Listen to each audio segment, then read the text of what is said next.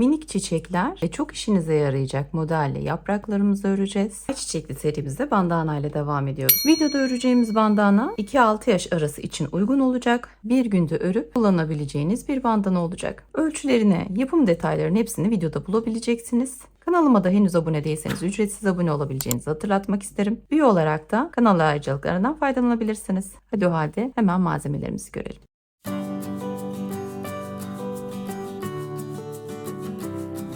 Kahverengi ipimle sihirli halka yapıyorum. Çaprazı gördükten sonra halkanın içerisine 1, 2, 3, 4, 5, 6, 7, 8 tane sık iğne dolduruyoruz. İpimi kısa kesiyorum. Kapama yaparken buraya dikkat edelim.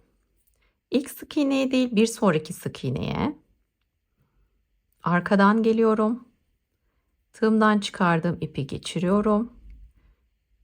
Geldiğim ilmekten arkadan tekrar ipi alıp arkaya geçiriyorum. Şöyle yerleştiriyorum. Kesintisiz bir bitiriş elde ediyorum.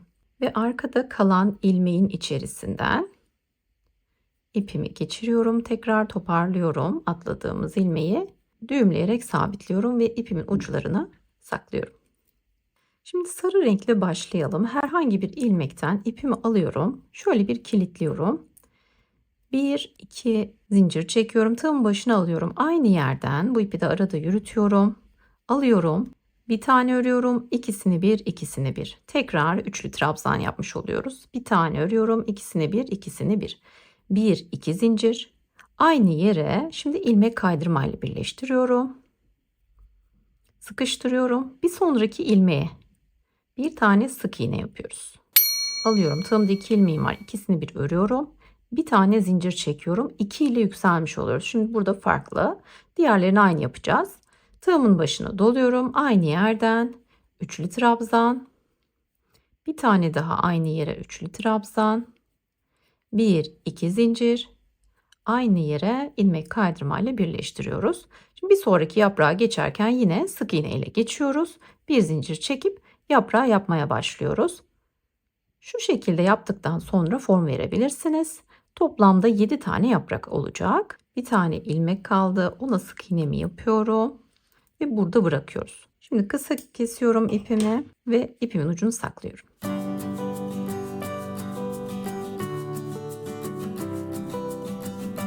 Toplamda 7 adet minik çiçek örüyoruz. Bandanayı nasıl yerleştiriyoruz hemen görelim. Sonra tarifimize devam edelim.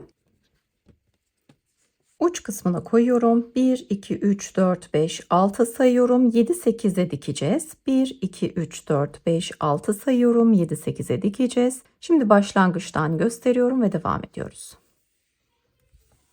Şimdi zincir çekerek başlıyoruz. İpimi şöyle kilitliyorum. 1, 2, 3, 4, 5, 6 zincir. Tığın başına alıyorum. İlk baştaki ilmekten alıyorum ve ikisini bir, ikisini bir örüyorum. Bir tane üçgen elde etmiş oluyoruz. 1, 2, 3, 4, 5, 6 zincir çekiyoruz. Örgüyü çeviriyoruz. Tığın başına alıyorum. Hemen dibine alıyorum. Bakın ikisini bir, ikisini bir. Şimdi bir sonrakine 1, 2 sayıyorum. Alıyorum ilmeğimi. İkisini bir, ikisini bir örüyorum. Bir tane ters üçgen oluşturduk. 1, 2 zincir. Tığımın başına bu kez 2 defa doluyorum. Aynı yere ilmek alıp bir tane örüyorum. İkisini bir, ikisini bir, ikisini bir. 1, 2, 3, 4, 5, 6 zincir dönerken tığın başına alıyorum hemen dibine. İkisini bir, ikisini bir. Tığın başına alıyorum. Bu kez bakın şimdi bir taneydi, 3 tane boşluk oldu. Şu ortadaki şuraya batıyorum. İkisini bir, ikisini bir. Zincir çekmedim arada bakın. 6'yı yaptık. Hemen diğerine atladık. Şimdi zincir çekiyoruz. 1, 2. Tığın başına alıyorum. Aynı yere batıyorum. İkisini bir, ikisini bir. Şimdi zincir çekmeden yapıyorum. Tığın başına aldım. 1, 2 tane sayıyorum. İlmeğimden alıyorum. İkisini bir, ikisini bir. Şimdi 1, 2 zincir. Tığın başına 2 kez doluyorum. Sıra sonunda aynı yerden bir tane örüyorum. İkisini bir, ikisini bir, ikisini bir. Bakın bu şekilde üçgen olarak ilerletiyoruz. Şimdi istediğiniz uzunluğa kadar örebilirsiniz. Bizim bu videoda öreceğimiz 6-7 yaşa kadar uygun. Tabii baş çevresine göre ölçüler değişir. Ama dediğim gibi siz istediğiniz kadar da büyütebilirsiniz. Şimdi tamamlayalım. Şimdi bitirmiş oldum ölçülerine. Hemen bakalım. Yaklaşık 30 santim. Hemen buradan da boyuna bakalım. 20 santim. Şöyle kenar ölçüsü de vereyim size. 26,5. Kenarında neler yapıyoruz?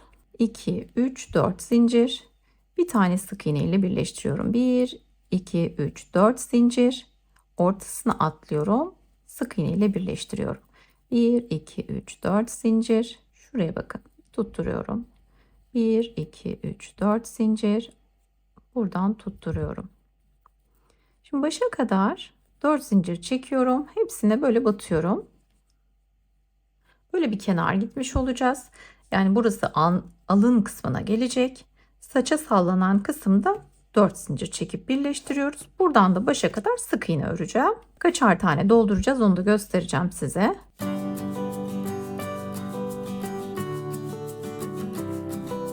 En uzun kenarına geçmeden önce kordon kısmını yapacağız. Öncelikle zincir çekiyoruz. Yaklaşık 70 tane zincir çekebilirsiniz. Uzunluğunu kendinize göre de ayarlayabilirsiniz. Hemen zincirimizi çekelim. Tamamladıktan sonra geri dönüyorum. İkincisinden başlayarak alıyorum, tığımdakinden geçiriyorum.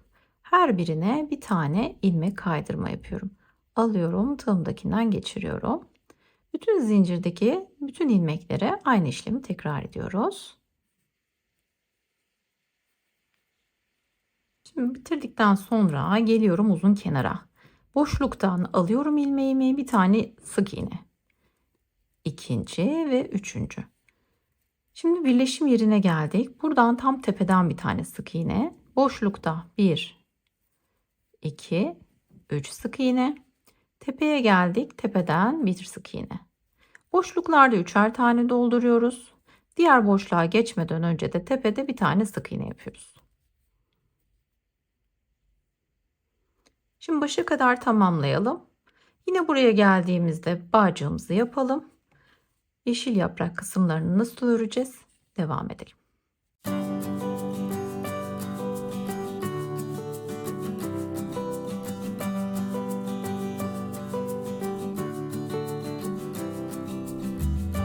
Şimdi bu şekilde yerlerini belirledik. Çiçeklerin gideceği yerler.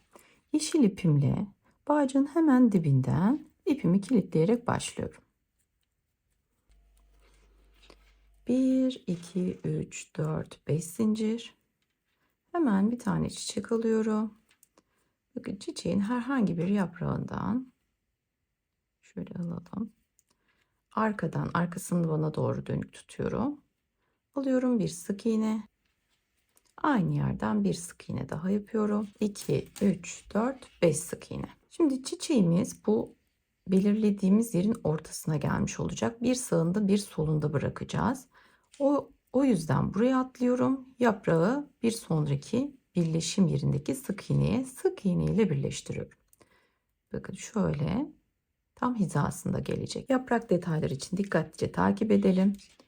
1, 2, 3, 4, 5, 6, 7, 8, 9, 10 zincir çekiyorum. Bu zincirime bir tane şöyle ip takacağım. İlmek belirleyici de takabilirsiniz. Şimdi buraya kadar zincirimiz olacak. Bundan sonraki yaprak çalışma alanımız olacak.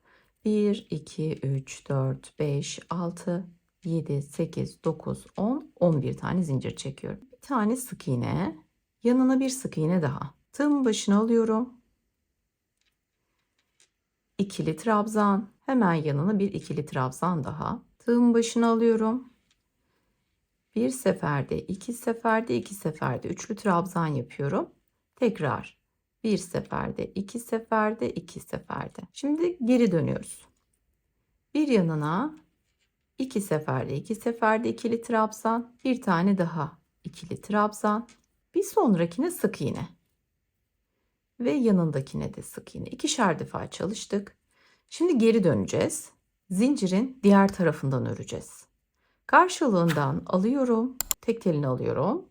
Bir sık iğne, yine tek telini alıyorum. Bir sık iğne. Şimdi ikili trabzanların karşılarına ikili trabzan çalışıyoruz. Biraz açık olacak arası. Ne işlem yapacağız onu göstereceğim.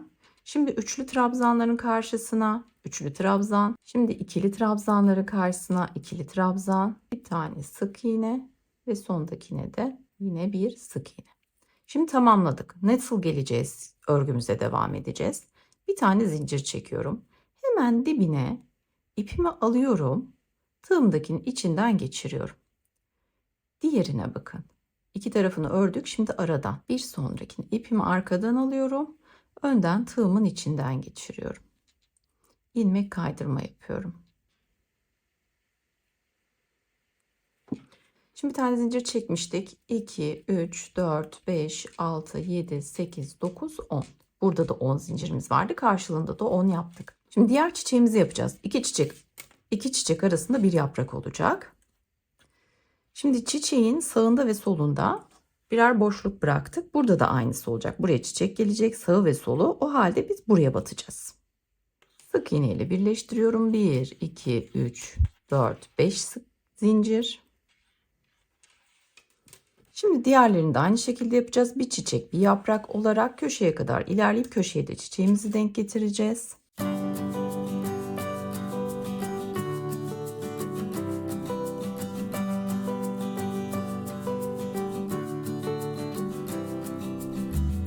Bir tarifimizin daha sonuna gelmiş olduk. Sizler hangi renklerle örmeyi düşünürsünüz? Sıradaki bandanamız hangi model olsun yorumlarınızı bekliyorum. Bir sonraki projede görüşmek üzere. Hoşça kalın.